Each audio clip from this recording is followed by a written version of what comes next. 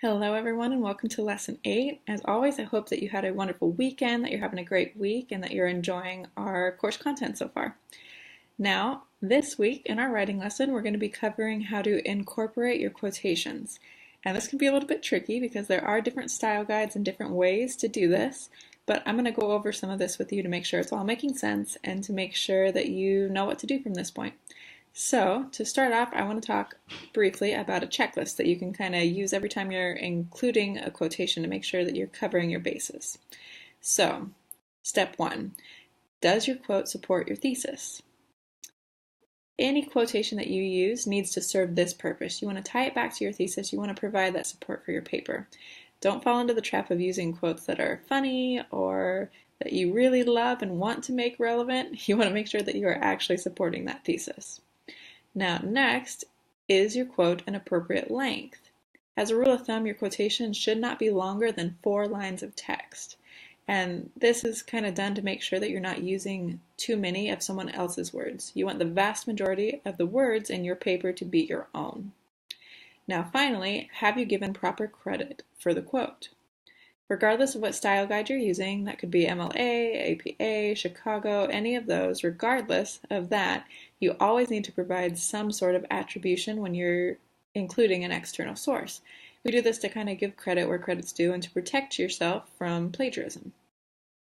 Now, I mentioned a couple of style guides a minute ago. MLA, that's usually the standard for English writing, for any of your literature classes, things like that. Most of your academic writing will be there. Now, APA is more scientific, so if you're going into psychology or if you're writing a paper for a science class like chemistry, you might be working in APA.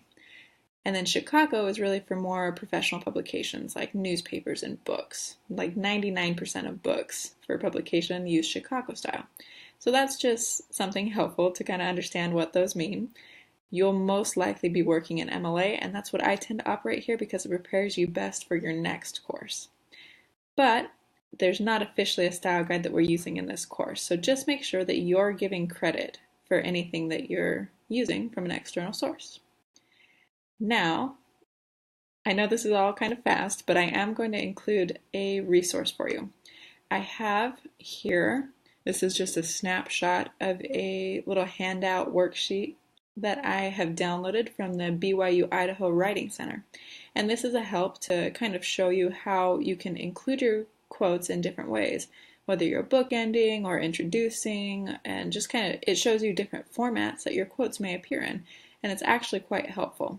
So I have this snapshot here, but I'm also going to attach this resource, it's a PDF file, to this announcement. So please go ahead and download that. I promise it can be helpful, even if you're just having a moment, even if you think that you're good at quoting things, you might have a moment where you go, I really don't know how to introduce this quote, and this resource is great for that. So I will go ahead and attach that for you. And finally, I want to share a quick spiritual thought with you. As we're learning about incorporating others' words and using the words of others, I want to remind you how important your words are. This is a quote from Thomas S. Monson that I love. He says, "Perhaps you will forget tomorrow the kind words that you say today, but the recipient will remember them for a lifetime." So just as you're seeking out other people's words to meet your goal, to offer support to your claim, to do all these great things in your paper, remember that others look to you and will remember your words. So always do your best to be kind with your words, to be fair, and to just be good disciples. I hope that you're enjoying this lesson, that this resource has been helpful to you, and I look forward to hearing from you and reading more of your writing. Thanks so much.